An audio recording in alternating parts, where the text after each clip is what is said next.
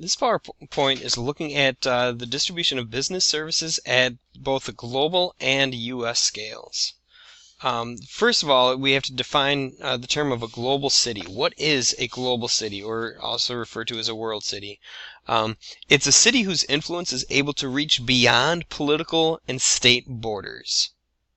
So, Mukwonago, I'm sorry, no. But it has, for World City, the center for the flow of information and capital. So you got money from all over the world flowing through these cities. You have information flowing through these cities from all around the world. Okay, and as far as identifying global cities, there are 4 different factors to distinguish the different levels of the global city. One is the economic factor. Okay, so is this a city where they have transnational corporation headquarters? Those businesses where they have maybe buildings all over the world, but their headquarters is located in one specific city.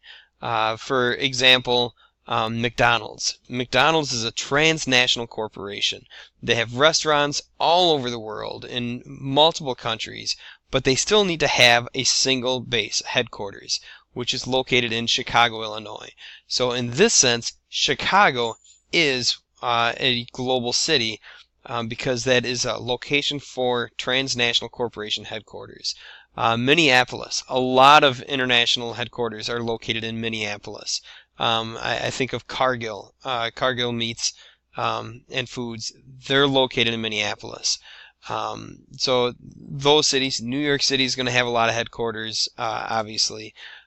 So financial institutions that influence global economies are also located in those cities, or are another, I shouldn't say also, but they are located in these cities that could be global cities. When I say also, it implies that both of those things have to be there.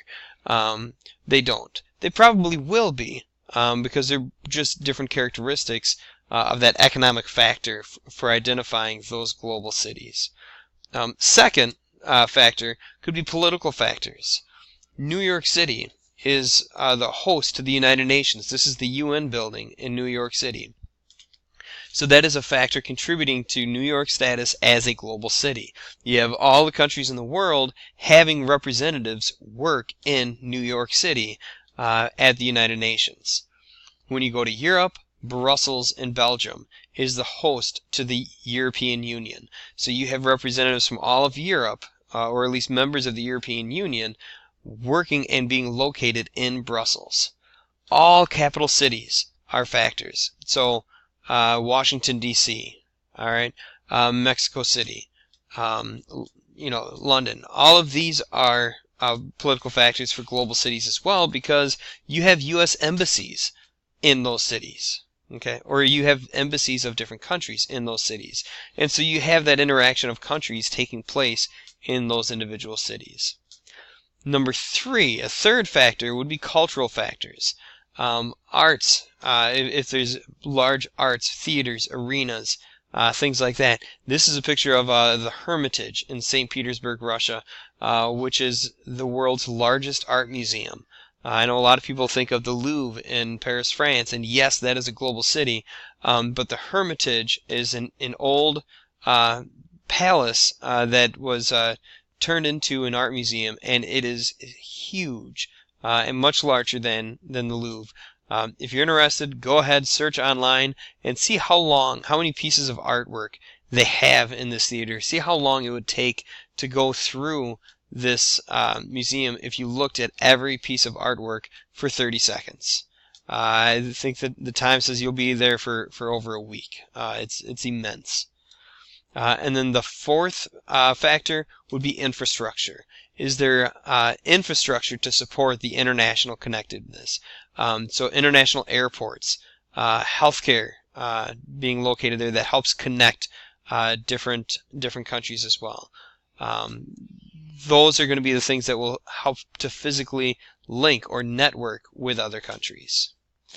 So, what is this world city hierarchy? They look at the cities in the world that have the most global influence and work their way down. Okay, so First, they have 10 cities that are referred to as alpha cities. Then they have 10 beta cities, and then 35 gamma cities. And within each of these, they have different characteristics. So the top 3 influential global cities are London, New York, and Tokyo. And be sure to check out the textbook because we see ratings of alpha plus plus. You'll have alpha plus, you have alpha, you have beta plus plus, and so make sure you check out in the textbook, do some of the work on your own to see what the different hierarchy is between these cities. If you want to look at the world, what are the top global cities? This is from the 2008 Global Cities Index. Yes, we have New York City, and you can kind of see using the key, the red is going to be the political factor, so for political engagement. The blue is going to be the cultural engagement. Green, information exchange. Human capital is yellow, and then business activity is this black. And so the taller the column, the more influential the city is. And so you see New York City being more influential than Washington, D.C. Here you see London, Amsterdam. But you can go to every continent to see what are those global cities. Lagos in Nigeria, Johannesburg, South Africa, Sao Paulo, Brazil. So it's worth checking this out, analyzing it for a minute. Emerging cities are going to be those cities with high populations, high economic and political growth for their region. Shanghai, Hanoi, Vietnam, Dubai, United Arab Emirates. They have the headquarters for many international flights. If you are flying to Africa from the United States, a lot of times you're going to have a layover in Dubai because they are the connecting point to get to a lot of those other areas. The gateway cities are the cities that connect two areas, and so essentially they're a gateway between these two areas. A lot of times they connect two cultures or cultural points of entry. If you think of New York City and Ellis Island, if you think of the West Coast, San Francisco, Angel Island, where is what connected a lot of the Asian immigrants coming into the United States. Today, Istanbul, Turkey, which is a city that straddles literally two continents. And here's the bridge where you have Asia on one side and Europe on the other. So when you have a lesser developed country, how can they attract these services, service industries? Or are they going to be stuck in those primary and secondary economic activities? You have these global cities that are very attractive, and then you might have a little island. Well, what can they do? What can they offer the global community to offer some type of service? Okay. How can a small island like Vanuatu create new industries to boost economy? What resources do they actually have that's available to boost their economy? So, I mean, students can brainstorm here, and on the previous slide, see what they come up with to kind of create some discussion. But here it is. Service industry attractions to lesser developed countries a lot of times are that tertiary activity of tourism, trying to attract people, but also quaternary economic activity, creating tax shelters, technology services. So those services that are offered, a lot of these small islands or small lesser developed countries will offer low to no income tax to attract people from other countries to invest and bring their money to that country. They guarantee privacy in the banks. What that means is that if you keep your money there and another country comes asking about it, they will claim to know nothing. Offshore accounts are immune from U.S. laws. The United States, our laws are influenced in the United States only, which means if somebody's going through bankruptcy and they want to take money and put it into an offshore account, which is essentially a bank in another country, if the IRS doesn't find out about it, then they get away with something. If they do that, what they're essentially doing is they're hiding the money that is against the law, but then the United States can't forcibly go after it, and they can't go to these other islands and these banks and say, hey, is Montani hiding money in here? Because of privacy in those countries, they won't tell the IRS if I have money hiding over there or not. Same with people going through divorce. A lot of times they will take money, especially very wealthy people, may take money and put it in these offshore accounts. They go through a divorce.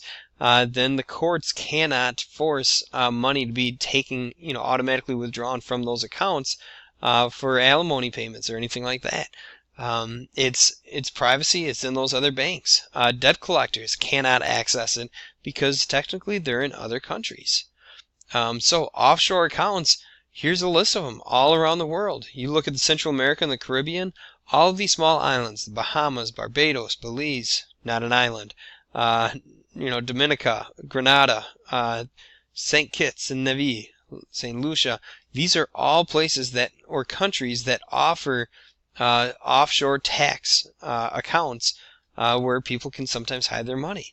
There are cities and countries in Europe. There are cities and countries in Africa, the Middle East, Asia, Oceania, even cities in the United States, Delaware, will go ahead and have some accounts, offshore accounts, not for Americans, but for other countries. So what is the difference between basic industry and non-basic industry? Take a moment just to kind of recap from the industry unit. But the basic industry is going to be those industries where you're shipping the product outside the city. So think of like car manufacturing. If a city has a car factory, that might be their basic industry, but those cars are not being sold to people just in that city. They're being sold outside the city. The non-basic industry is going to be the items that are sold within the city. So this creates what's referred to as an economic base. The economic base for a city is that unique collection of a city's basic industries. So again, that city that has maybe a car factory, that car factory is the economic base, okay, car manufacturing. There will be other factories that are connected to it. There may be, when I think of growing up near Janesville, GM was the car factory. Okay, but right next to it was another factory of Lear, in which case Lear made car seats. The only company they sold to was GM. And so other businesses within that city were connected to car manufacturing, which was that economic base. Okay, you also have in these cities attraction to talent. So why does talent cluster in certain cities?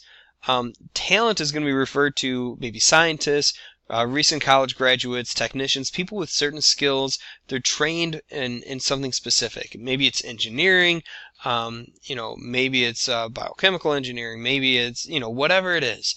But people have a specific talent, in which case certain areas will attract them because there's jobs for that. But then there's other pull factors, cultural pull factors. People that like diversity will be attracted to one city versus another. Maybe people that are looking for certain cultural facilities. If you think of, New York City, Broadway plays, you have that cultural attraction. And then there's also what's referred to as the coolness factor. Having a good, strong nightlife, especially for people that are just recently graduating college. They got their job, they're looking for a job, but they haven't settled down yet. They're looking for a nightlife that they can connect to. That helps pull people in those directions as well. So who cares where the talent goes? Anybody who wants to start new businesses, they're looking for talent. They're looking for new ideas into that local economy. So they care where that talent goes. Okay, that kind of wraps things up for the global cities and the distribution of services worldwide, U.S.-wide. So there you have it.